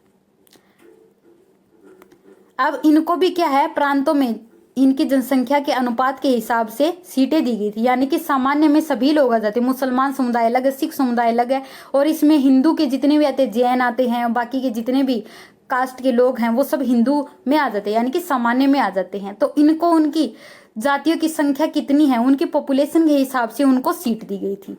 ठीक है। और इसी तरह से प्रांतीय विधानसभा जो है इनमें प्रत्येक समुदाय के सदस्यों ने अपने प्रतिनिधियों को चुना है। ये बात बहुत ही अच्छी बात है कि यहाँ पर दलितों ने अपने नेता भेजे हैं और बाकी के जो स्वर्ण हैं उन्होंने अपने नेता भेजे हैं, जैन समुदाय के लोगों ने अपने नेता भेजे, मतलब सभी लोगों ने, ईसाई समुदाय के लोगों ने अपने अपने समुदाय के, मतलब प्रत्येक व्यक्ति ने अपने प्रतिनिधि यहाँ पर भेजे हैं ताकि उनकी जो बात है वो कहीं छूट ना जाए।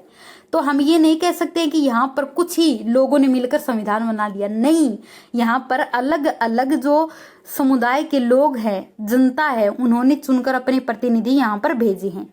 ठीक है। अब उनको समानुपातिक प्रतिनिधित्व या एकल संक्रमण मत पद्धति के द्वारा चुना गया था, यानी कि सबको एक लिस्ट के तौर पर इस तरह से नाम रख दिया गया था प्रेफरेंस के आधार पर कि जनता पहले नंबर पर किसको संसद में भेजना चाहती है, दूसरे नंबर पर किसको भेजना चाहती है, ए व्यक्ति को पहले नंबर पर कितने लोगों ने पसंद किया है, बी को कितने पसंद किया है पहले नंबर पर। तो ये होती है एकल संक्रमण मत प्रणाली, समानुपातिक। ठीक है। सभी को बराबर बराबर मतलब हिस्सेदारी दी जाती है। अब देशी रियासतों के प्रतिनिधियों का जो चुनाव होता है उसके चुनाव का तरीका उनके परामर्श से तय किया था, यानी कि जो देशी राजा थे, राजा रजवाड़े थे, इन्होंने कहा कि भाई हम डिस्कस करेंगे कि हमारे यहाँ से कौन जाएगा संसद में। ठीक है। और जबकि जो प्रांतीय विधानसभाएं थी, इनको याद रखना है कि प्रांत में किस तरह हुआ था, प्रति याद रखना है, प्रांत से प्रतिनिधित्व भेजे गए हैं। ठीक है। प्रत्येक समुदाय की जनसंख्या के हिसाब से, और प्रांत को सिख, मुसलमान और सामान्य इन 3 कैटेगरी में बांटकर प्रतिनिधित्व दिया गया है। तो इस तरह से जो है हमारे संविधान निर्मात्री सभा का निर्माण होता है। अब संविधान सभा का स्वरूप भी देख लेते कि संविधान सभा का स्वरूप कैसा था। संविधान सभा के स्वरूप की बात करें तो 3 जून 1947 को जो माउंटबेटन प्लान आता है उसके अनुसार विभाजन के बाद वे सभी प्रतिनिधि संविधान सभा के सदस्य नहीं रहेंगे जो पाकिस्तान के क्षेत्रों को चुनकर आए थे। यानी कि इस माउंटबेटन ने जब ये 3 जून को प्लान पेश किया था, इस योजना में कहा गया था कि भाई जो पाकिस्तान से आ रहे हैं ना, ये पाकिस्तान से आने वाले लोग जो हैं ये अब भारत की संविधान सभा में हिस्सा नहीं लेंगे। ठीक है, यदि मान लीजिए 100 लोग हैं, 100 लोग संविधान सभा में हैं, ठीक है, और 100 में से यदि मान लीजिए 20 लोग पाकिस्तानी हैं, तो इन 20 लोगों को काट दीजिए, बाकी के 80 लोग जो हैं वो ही अब भारतीय संविधान का निर्माण करेंगे। ठीक है, विभाजन नहीं हुआ था तब तो देखिए 100 के 100 माने जाते थे, कोई भी पाकिस्तानी नहीं था। ठीक है, एक ही आइडेंटिटी इंडिया। अब जो संविधान सभा के वास्तविक सदस्य है विभाजन के बाद, अब उनकी संख्या तो कम हो ही जाएगी, वो हो जाते हैं 299। ठीक है, अब 26 नवंबर 1949 को जब वहां पर कुल सदस्य रहते हैं उनमें से कितने उपस्थित रहते हैं 284, 299 तो यहाँ पर थे, कुल भारत के थे। और वहां पर जब हस्ताक्षर करने की समय की बात करें तो वहां पर अंतिम रूप से संविधान पर हस्ताक्षर जितने लोगों ने किया था ना वो था 284, यानी कि इसमें से भी कम लोग आए थे। ठीक है, तो इस प्रकार जो भारतीय उपमहाद्वीप है इसमें विभाजन से उपजी विभीषिका, यानी कि विभाजन का जो दर्द था उसके बीच जो हिंसा हो रही थी उसके बीच में भारत के लोगों ने बैठकर संविधान का निर्माण किया था। यानी कि एक तरफ तो क्या है दंगे हो रहे थे, एक तरफ विभाजन हो रहा था, मतलब लोगों को, हिंदू मुस्लिमों को काट के मारा जा रहा था। ठीक है, दंगे हो रहे थे, तो एक तरफ क्या है भारत का संविधान लिखा जा रहा था, यानी कि भारत का भविष्य लिखा जा रहा था। लेकिन भारत के जो संविधान निर्माता है ना, इनके धैर्य की हमें ना तहे दिल से प्रशंसा करनी पड़ेगी। ना केवल उन्होंने अत्यधिक प्रेशर में इस तरह का संविधान बनाया, बल्कि उन्होंने जल्दबाजी भी नहीं की। ये सोचिए, उन्होंने जल्दबाजी नहीं की। यदि मान लीजिए हमें कोई कहे ना कि वहां पर आग लगी हुई है, तो हम यदि कोई कार्य कर भी रहे ना, वो चाहे कितना भी इम्पोर्टेंट हो, हम उसमें इत्मीनान से फोकस नहीं कर पाते। लेकिन इनको देखिए, सैल्यूट है इनको कि ये जो लड़ाई चल रही है ये पल भर की हो सकती है, कुछ समय की हो सकती है, लेकिन आने वाले समय में ये जो संविधान है ना ये हजारों वर्ष तक जीवित रहना चाहिए। हम रहे ना रहे लेकिन संविधान रहना चाहिए। ठीक है, और इस अकल्पनीय हिंसा जो हो रही थी ना, उन्होंने सीख ली कि इस तरह की हिंसा जो है वो आगे ना हो, क्योंकि यही समुदाय आगे भी रहेंगे। ठीक है, तो आगे की इस प्रकार की सांप्रदायिक हिंसा से बचाने के लिए ही उन्होंने उस पल अपने आप को झोंक दिया था। और भारत के संविधान ने नागरिकता की एक नई अवधारणा प्रस्तुत की। उन्होंने इसके अंतर्गत हर एक व्यक्ति को सुरक्षा दी, धार्मिक पहचान दी और भारत के नागरिक के रूप में उसको एज ए इंडियन के रूप में आइडेंटिटी प्रोवाइड की। इस संविधान सभा की निष्ठा जो है वो लोकतांत्रिक मूल्यों से ली गई थी। यानी कि लोकतांत्रिक मूल्यों से बढ़कर कोई भी व्यवहारिक रूप नहीं हो सकता था। लोकतांत्रिक मूल्य वो होते कि जनता के मूल्य क्या, जनता की आवाज क्या, वास्तव में जनता क्या चाहती है, मानवता किसमें है। ठीक है, तो संविधान सभा को असली ताकत जो है वो इसी बात से मिल रही थी कि वह सार्वजनिक हित का काम कर रही थी, वो केवल अपने निजी फायदे के लिए काम नहीं कर रही थी। इन्होंने ये कहा भी कि जनता से कहा कि हम अपने निजी हितों के लिए काम नहीं कर रहे हैं, हम हर एक पहलू पर, केवल एक ही ऐसा सब्जेक्ट था जिस पर मतलब कोई बहस नहीं होती, और वो पता है वो क्या था, वो था सार्वभौमिक वैश्य मताधिकार, यानी कि सभी को मत देने का अधिकार है, चाहे वो किसी भी कैटेगरी का हो। इस पर किसी ने तू मैं नहीं की कि इसको नहीं मिलना चाहिए, उसको नहीं, सभी ने सर्वसहमति से इस चीज को पास कर दिया। लेकिन बाकी इसके अलावा जितने भी मुद्दे थे ना उन पर काफी पुरजोर तर्कपूर्ण बहस हुई है और बाद में उनका जाकर एक अच्छा सा कंक्लूजन इनके द्वारा प्रस्तुत किया गया है।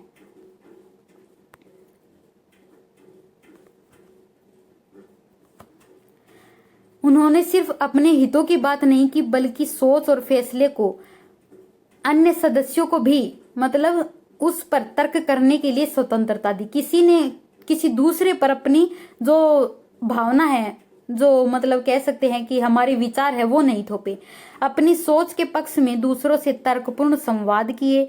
स्वार्थ और संकीर्णता, ये देखिए कितनी अच्छी बात यहाँ पर हमें देखने को मिलती। सीखिए, यहाँ से सीखने की बात यह है कि आज बहुत से लोग क्या है, मतलब कट्टरता लिए हुए हैं। कट्टरता ये है कि हम किसी दूसरे से बेहतर हैं, हम दूसरे से ए से बेहतर हैं, बी कहता है कि मैं ए से बेहतर हूं। इस तरह की जो कट्टरता है ना, वो आज समाज में पनप गई है। और इसी कट्टरता यदि मान लीजिए उस समय होती तो क्या आज हम इतना मतलब ऐतिहासिक संविधान प्राप्त कर पाते। तो हमें संविधान निर्मात्री सभा के लोगों से सीखना चाहिए, हमारे इन बूढ़े बुजुर्गों से सीखना चाहिए कि उस समय कितनी विभत्स स्थिति थी, फिर भी उन्होंने उन सब संकीर्णताओं से ऊपर उठकर, उस समय का समाज भी आप देखें किस तरह का था, लेकिन फिर भी उन्होंने अपने निजी स्वार्थों से, अपनी निजी जो खटास है उनसे ऊपर उठकर एक ऐसा संविधान सभी के लिए बिना किसी भेदभाव के रखा जो कि हजारों साल तक जीवित रहे। और संविधान सभा में ऐसे मोटे मोटे खंडों में प्रकाशित हुई जो चर्चा थी ना, आज तो क्या है कि जो मतलब आरटीआई लगा लगा कर हम सरकार से इंफॉर्मेशन प्राप्त करते हैं। बाकायदा जो संविधान सभा थी ना, उसमें जो चर्चाएं हो रही थी कि संविधान सभा में चल क्या रहा है, वो जनता को बाकायदा न्यूज़पेपर में पढ़ने को मिलता था। और ये मोटे मोटे खंडों में प्रकाशित होता था, ऐसे किसी अखबार के छोटे से कोने में नहीं दे दिया कि ये यहाँ पर ये हुआ है, ऐसे नहीं होता था। हेडलाइन के तौर पर ये चीजें प्रकाशित होती थी और हर अनुच्छेद को लेकर ऐसी विस्तृत और बारीकी से बात होती थी कि मतलब कोई कहीं कमी ना रह जाए उसमें। ठीक है, तो वह सार्वजनिक विवेक की भावना का सबसे बड़ा प्रमाणिक ढंग से हमारे सामने इसका एग्जाम्पल प्रस्तुत करती है। तो यदि कोई कहे कि हमें संविधान निर्मात्री लोगों से क्या सीखना चाहिए, तो हमें ये सीखना चाहिए कि चाहे हमारे मन में कितना ही खटास क्यों ना हो, चाहे हम राजनीतिक विचारधारा में किसी दूसरे व्यक्ति से कितने ही अलग विचार क्यों ना रखते हों, लेकिन हमें विचारों के लिए अपने दिमाग की खिड़कियों को खुला रखना चाहिए।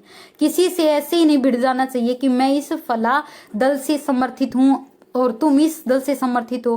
किसी नैतिक बात को भी यदि हम इन आधारों पर खारिज करते हैं ना, तो हम मनुष्यता की उस कह सकते हैं कि हद को पार कर रहे हैं। ठीक है, हम मनुष्य कहलाने लायक ही नहीं, क्योंकि हमने मनुष्यता के जो परिमाण है, मापदंड है, उनको ही नहीं पहचाना कि क्या है। अब ये बहस जो है, इसी तरह की बहस जो है हमें फ्रांस और अमेरिका में भी देखने को मिलती है। यानी कि फ्रांस और अमेरिका का संविधान भी जो है वो केवल इस तरह से नहीं लिखा गया कि जल्दबाजी में लिखा गया। यहाँ पर भी जो अमेरिकी और फ्रांसीसी क्रांति हुई थी, वो भी बहुत सी चर्चाओं के बाद ही संविधान बना पाई थी।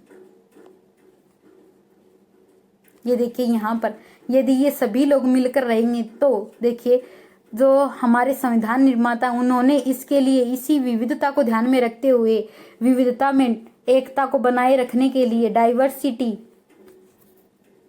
को ध्यान में रखते हुए ही हमारे इस तरह का जो संविधान है वो हमें प्रोवाइड किया है, ताकि हम भविष्य में क्या रहें, एक रहें। जब नेहरू जी जो हैं जो संविधान सभा के अध्यक्ष थे डॉक्टर राजेंद्र प्रसाद, और ये है हमारे डॉक्टर भीमराव अंबेडकर। सैल्यूट है इन महान हस्तियों को कि इन्होंने ऐसा संविधान हमें दिया है। ठीक है, तो जो संविधान सभा में नेहरू जी भी थे, राजेंद्र प्रसाद, ये देखिए राजेंद्र प्रसाद जी हैं, नेहरू जी थे, सरदार पटेल और भीमराव अंबेडकर। इनकी अध्यक्षता में जो है अलग अलग कमेटियां बनाई गई थी। ठीक है, जैसे कि प्रांतीय समिति है, प्रारूप समिति है, ठीक है, झंडा समिति है, इस तरह से अलग अलग समितियां बनाई गई थी, जिसके अध्यक्ष थे सरदार पटेल ज्यादातर और भीमराव अंबेडकर और राजेंद्र प्रसाद जी और नेहरू जी। ठीक है, ये मेन लीडर जो थे इन समितियों के अध्यक्ष बनाए गए थे। लेकिन ये अध्यक्ष जी जो हैं ये भी एक दूसरे से कई बात पर क्या हो जाते थे, सहमत नहीं होते थे, लेकिन ये एक दूसरे के विरोधी ना बनकर क्या होते थे, आलोचक होते थे। जैसे कि यदि बात करें तो जो अंबेडकर साहब हैं, भीमराव अंबेडकर जी हैं, ये कांग्रेस और गांधी जी के बड़े आलोचक थे। आलोचक इसलिए थे क्योंकि ये मानते थे कि इन्होंने जो SC ST दमित वर्ग जो है, गांधी जी ने और कांग्रेस ने इनके लिए कोई विशेष कार्य नहीं किया, यानी कि इनको उत्थान करने के लिए कोई पर्याप्त कार्य नहीं किया है, तो इनको लेकर एक राजनीतिक मतभेद रहता था। लेकिन यदि बात करें भीमराव अंबेडकर की, जब गांधी जी को गोली लगी थी ना, तो ना डॉक्टर भीमराव अंबेडकर बहुत ज्यादा दुखी हुए थे। उन्होंने सोचा कि मतलब एक महान शख्सियत जो है इस धरती से पलायन कर गए हैं। इस तरह की भावना अपने जो कह सकते हैं कि आलोचकों के मन में भी उस समय रहती थी। और पटेल और नेहरू जी जो हैं वो भी एक दूसरे से बहुत ज्यादा कई मुद्दों पर असहमत रहते थे, फिर भी सबने साथ मिलकर काम किया। ये देखिए, फिर भी सबने एक साथ मिलकर काम किया। यही तो बात उनको अच्छा बनाती है, यही तो बात उनको अलग बनाती है कि इतनी असहमति होने के बाद भी किसी ने किसी का विरोध नहीं किया। छोड़कर नहीं गए बीच में कि नहीं हमें मिलकर कार्य करना है, हम कोई ना कोई समाधान जरूर निकालेंगे। और प्रत्येक कमेटी ने आमतौर पर संविधान के कुछ प्रावधानों का प्रारूप तैयार किया, जिन्हें बाद में पूरी संविधान सभा में चर्चा की। यानी हर एक कमेटी ने अपने अपने सुझाव संविधान में दिए कि मेरा ये सुझाव है इस मुद्दे पर, मेरा ये सुझाव है, ठीक है, सबने अपने सजेशन दिए और बाद में पूरी सभा के सामने उनके मुद्दों के ऊपर चर्चा की गई। ठीक है, तो ये डॉक्टर राजेंद्र प्रसाद जी जो हैं, ये यहाँ पर डॉक्टर भीमराव अंबेडकर का धन्यवाद कह रहे हैं। ये कह रहे हैं कि ये इतने अस्वस्थ थे और अस्वस्थ होने के बावजूद भी डॉक्टर भीमराव अंबेडकर ने मतलब इतना अच्छा कार्य किया है, लगन से कार्य किया है, पूरे उत्साह के साथ। कभी इन्होंने मोटिवेशन कम नहीं होने दिया है। ये नहीं सोचा कि मैं बीमार हूं तो मैं कार्य नहीं कर सकता हूं, और पूरे जोश के साथ उन्होंने ये भारत के संविधान को लिखा है। ठीक है, तो उन्होंने कहा है कि बिना पक्षपात के इन्होंने इस संविधान का निर्माण किया है और इस संबंध में सदस्य जो है समिति के परस्पर जो है ये पक्षपातपूर्ण व्यवहार करते हैं, यानी कि किसी में किसी तरह का कोई भेदभाव नहीं है। और मैं जानता हूं कि उन सभी ने उतने ही उत्साह और लगन के साथ कार्य किया जितना कि उसके सभापति ने। वे सभी देश की कृतज्ञता के पात्र हैं, यानी कि सभी देश के वासियों को इन सबका हाथ जोड़कर सैल्यूट करना चाहिए, इनको हाथ जोड़कर प्रणाम करना चाहिए कि इन्होंने इतनी मतलब कठिनाइयों के बावजूद भी हमें क्या किया है, ये इतना महत्वपूर्ण संविधान दिया है। ठीक है, मैं बार बार आपको संविधान का सम्मान करने की बात इसलिए कह रही हूँ ताकि आप ये जान सको कि ये संविधान है क्या चीज। ठीक है, आपको संविधान पर गर्व होना चाहिए, ये बना कैसे है। ये बुक एनसीईआरटी इसीलिए जोड़ी गई है ताकि आप अपने जो ज्ञान के कपाट है ना वो खुले कर सको। ठीक है, जो संकीर्णता की धारा आपके दिमाग में यदि कहीं है तो उसको हटा सको।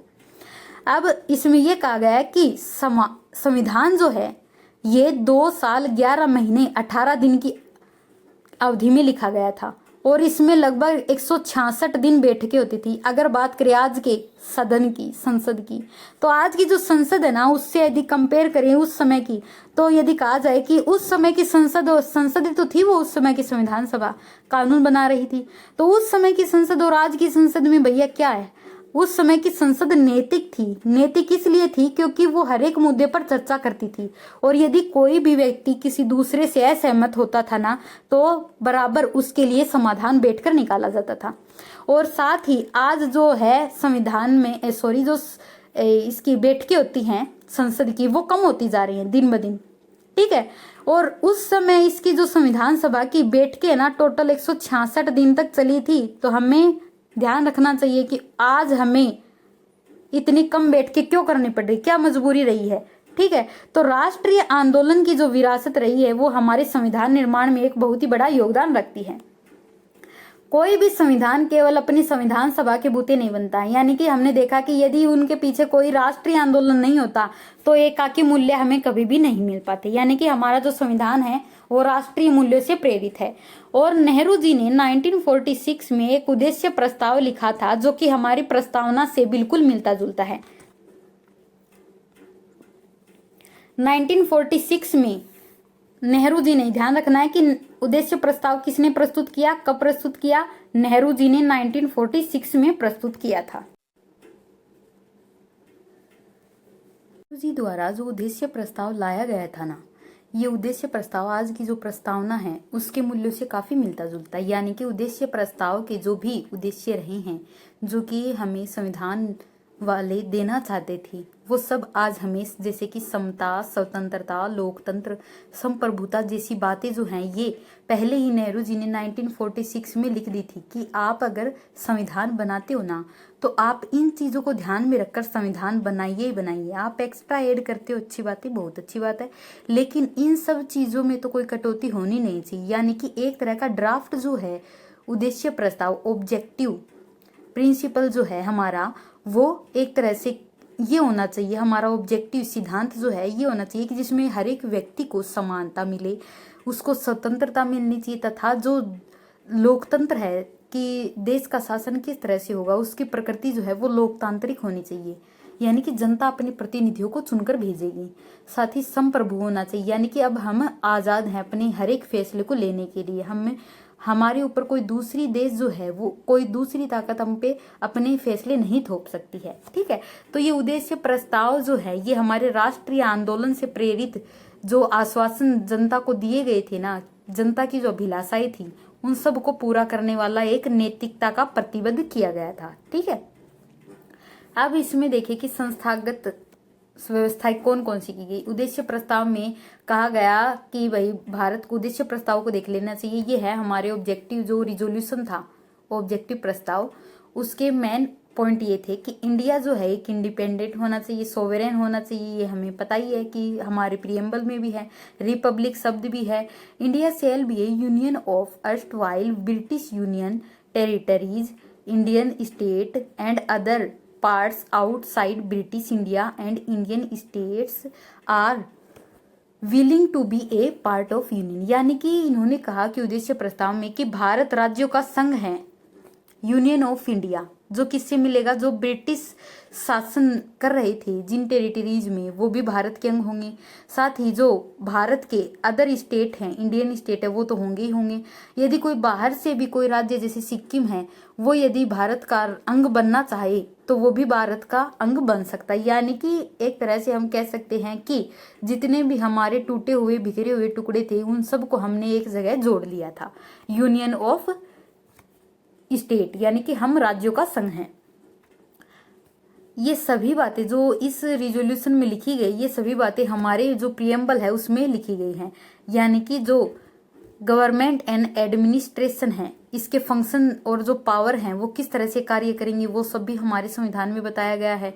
ठीक है, all power and authority of sovereign and independent India and its constitution shall flow from the people. यानी कि इसका कॉन्स्टिट्यूशन जो है ये जनता के द्वारा संचालित किया जाएगा, जनता के द्वारा लिखा गया है। तो ये सब जो रिजोल्यूशन की जो बातें थी ये सब हमारे प्रियम्बल में संविधान निर्माताओं ने इसको ही आइडियल मान के लिखा है। ठीक है, इसमें भारतीय संविधान में माइनॉरिटीज की भी बातें की गई हैं, सभी को सामाजिक न्याय, आर्थिक, राजनीतिक, ये सभी न्याय की बातें की गई हैं। ठीक है, बैकवर्ड क्लासेस के लिए, ट्राइबल क्लासेस के लिए, depressed and other backward classes shall be provided adequate safeguard. यानी कि भारतीय संविधान में इन सब बातों को ध्यान में रखा गया है। ठीक है, फंडामेंटल राइट के तौर पर तो लिखा ही गया है, साथ ही फंडामेंटल ड्यूटी भी बना दी है सरकार की। फंडामेंटल ड्यूटी यानी कि मौलिक जो दायित्व होते हैं सरकार के कर्तव्य वो सरकार को करने ही करने पड़ेंगे। ठीक है,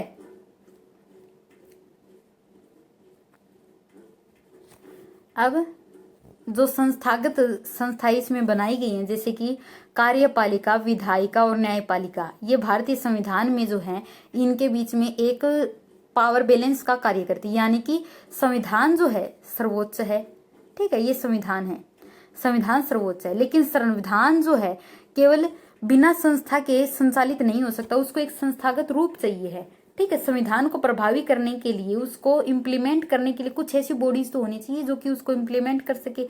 ठीक है, तो संविधान को प्रभावी बनाने का तीसरा कारक ये है कि सरकार की सभी संस्थाओं को संतुलित ढंग से आपस में व्यवस्था बना के रखनी चाहिए। यदि मान लीजिए विधायिका है वो कार्यपालिका पर अपना अधिकार थोपती है, कार्यपालिका न्यायपालिका को कंट्रोल करना चाहती है, तो इस तरह का जो बैलेंस ऑफ पावर है वो संविधान जो है डिसाइड करता है कि किसकी कितनी सीमाएं हैं, किसकी कितनी पावर है। वो सब जो है न्यायपालिका, कार्यपालिका और विधायिका, इन तीनों की लिमिटेशन पावर जो है वो संविधान डिसाइड करता है कि कौन किसका कार्य कर सकता है या नहीं। ठीक है, तो इस तरह से ये आज का हमारा चैप्टर जो है, चैप्टर फर्स्ट, जो कि बहुत ही ज्यादा लंबा था और आगे आने वाले चैप्टर भी इतने ही लंबे रहेंगे क्योंकि एनसीईआरटी अब तक की जो सभी एनसीईआरटी रही है उन सब का निचोड़ है। ठीक है, यदि आपने ये एक एनसीईआरटी कर ली ना तो ये मान लीजिए कि आपकी जो अदर एनसीईआरटी करने का भी वक्त नहीं रहता है, तो ये एनसीईआरटी आप अच्छे से मास्टर कर सकते हैं। 4 से 5 बार इसको अच्छे से रीड कर सकते हैं और इसके नोट्स जो हैं, नोट्स आप एक बार में पढ़ के ना बनाएं, नोट्स इसको 4 से 5 बार यदि आप एनसीईआरटी की क्लास सुनते हैं तो उसको सुनने के बाद केवल पॉइंट्स में, बुलेट पॉइंट्स में आप जो है नोट्स बनाएं, ताकि जो एग्जाम के टाइम पे आप है ना इतना प्रेशर नहीं हैंडल कर पाते हैं। क्योंकि जो एग्जाम होता है उस समय हमें सिर्फ बुलेट पॉइंट होते हैं जो कि हमारे दिमाग में जो भी कंसेप्ट होता है उसको याद कर सके, क्लिक कर सके। ठीक है, तो इसलिए नोट्स जो है आप पहली बार में ना बनाइए, मेरा सजेशन है, क्योंकि मैंने पहली बार में नोट्स नहीं बनाए थे। उन्होंने विभिन्न देशों से अनेक प्रावधानों को भी लिया, यानी कि जो संविधान निर्माता थे इन्होंने केवल भारत के परिप्रेक्ष्य को ही ध्यान में नहीं रखा, बाकी जो अदर देश थे ना उनकी भी स्टडी की, अलग अलग देशों की संविधान की किताबें उठाई कि भैया देखो साउथ अफ्रीका के संविधान में क्या लिखा है, अच्छा ये चीज़ अच्छी चीज़ है, लो भैया हमारे नागरिकों को भी देंगे, ठीक है। और जैसे कि फंडामेंटल राइट जो हैं वो अमेरिका के संविधान में जो हैं उनके अमेरिका की क्रांति के द्वारा लोगों को चाहिए थे कि ये राइट तो हमें चाहिए ही चाहिए, बोलने की आज़ादी यदि आपसे आज कुछ छीन ले तो आपको कैसा लगेगा, ये राइट तो चाहिए ना।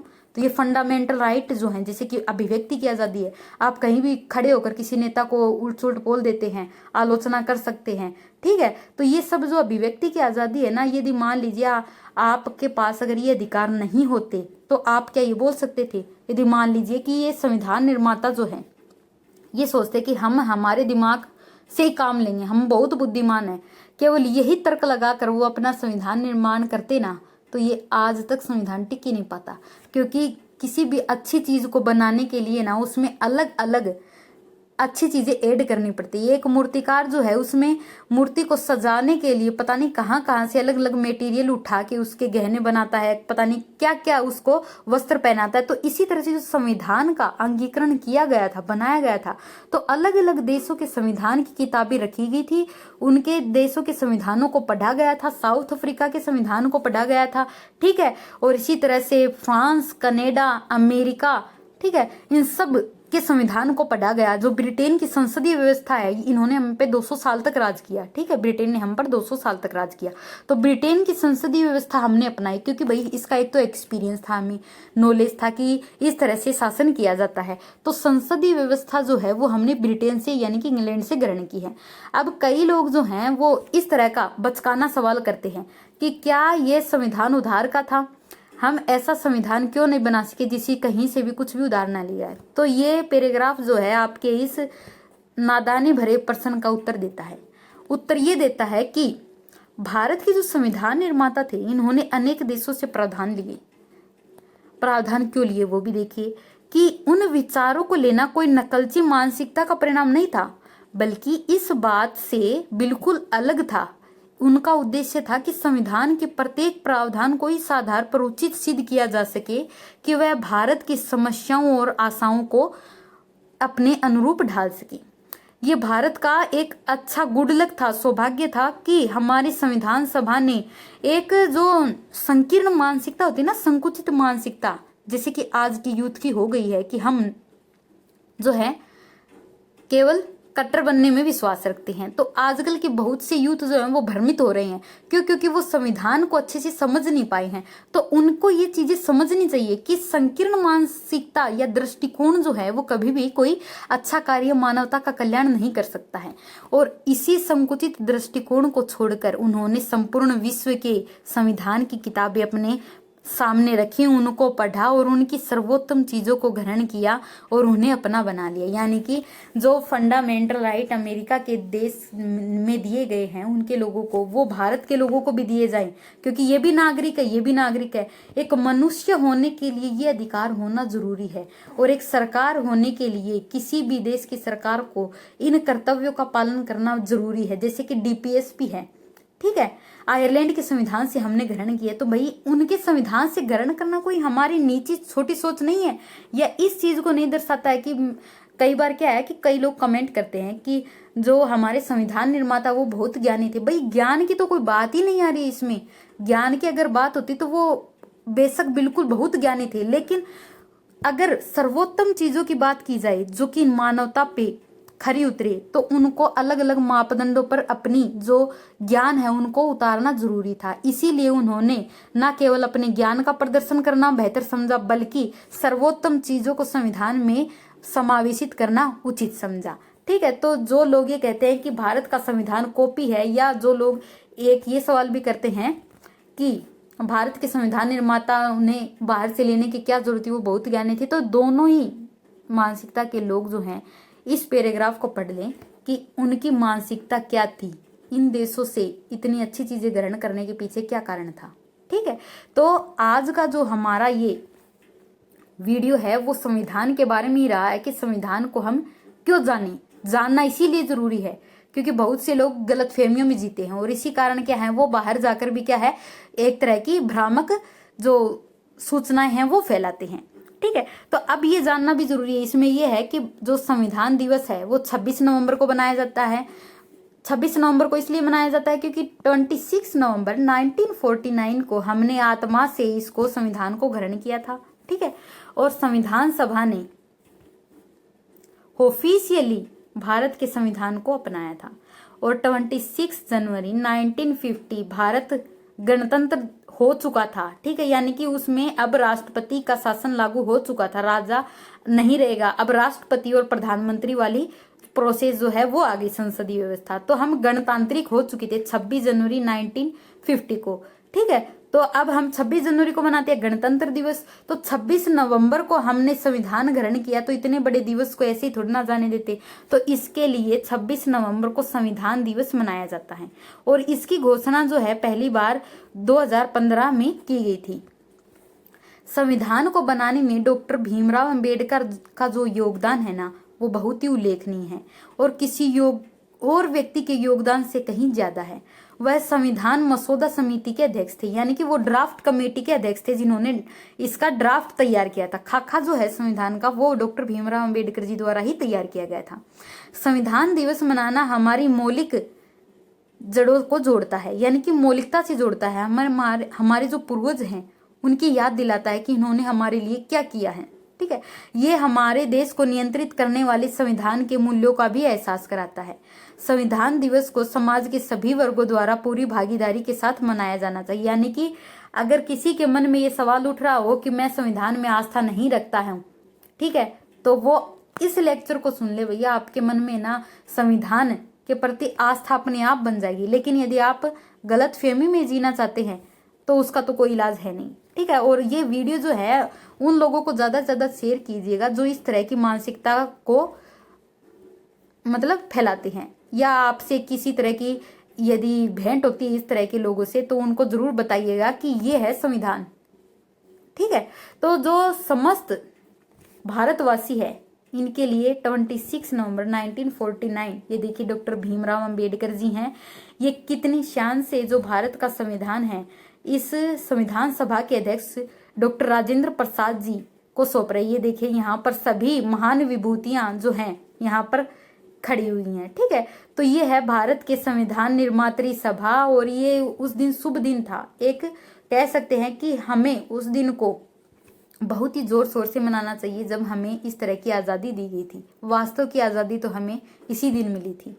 ठीक है, तो उम्मीद करती हूँ आपको ये जो लेक्चर है ये अच्छी तरह से समझ आया हो और जो भी एनसीईआरटी की बातें हैं वो आप अच्छे से ग्रहण कर पाए हों। ठीक है, यदि आपको ये वीडियो पसंद आया है तो प्लीज़ इसे लाइक और शेयर करना बिल्कुल ना भूलें। Thank you.